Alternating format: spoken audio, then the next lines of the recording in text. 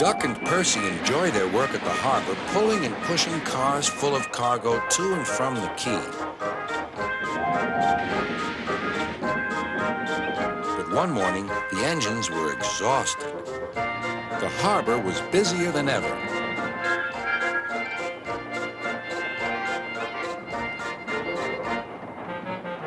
Sir Topham Hatt promised that another engine would be found to help them.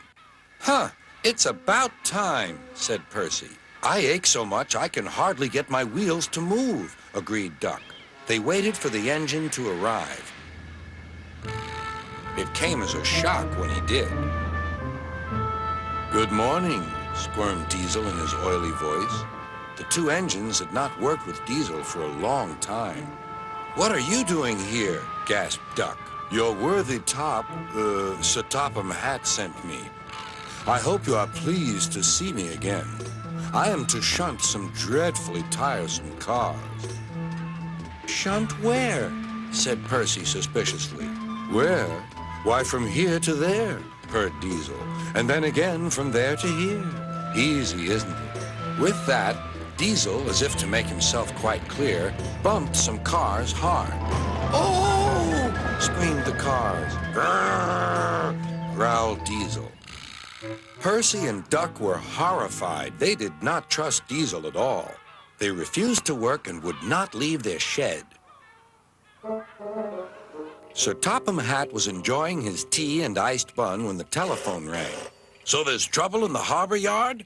I'll be there right away."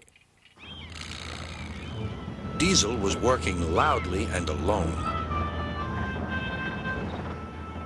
Cargo lay on the quay. Ships and passengers were delayed. Everyone was complaining about Sir Topham Hatt's railway. Percy and Duck were sulking in their shed. "What's all this?" demanded Sir Topham Hatt. "We're on strike, sir," said Percy nervously. "Yes," added Duck. "Beg pardon, sir, but we won't work with Diesel, sir." "You said you sent him packing, sir."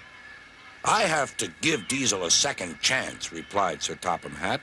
"I'm trying to help you by bringing Diesel here. Now you must help me. He was the only engine available." Percy and Duck went sadly back to work. Next morning, things were no better.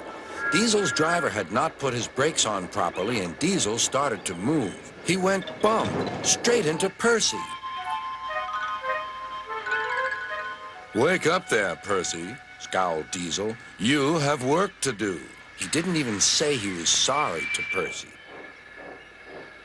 Later, Diesel bumped the cars so hard that the loads went everywhere.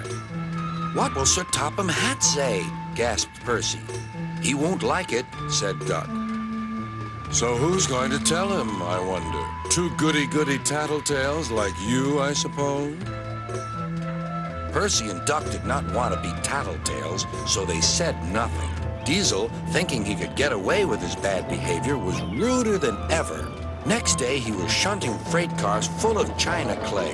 He banged the cars hard into the buffers, but the buffers weren't secure. The silly cars were sunk. Sir Topham Hatt heard the news.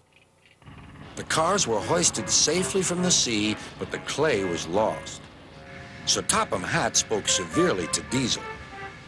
"The harbor master has told me everything. Things worked much better here before you arrived. I shall not be inviting you back. Now, Duck and Percy, I hope you won't mind having to handle the work by yourselves again." "Oh, no, sir. Yes, please, sir," replied the engines. Whistling cheerfully, they puffed back to work, while Diesel sulked slowly away.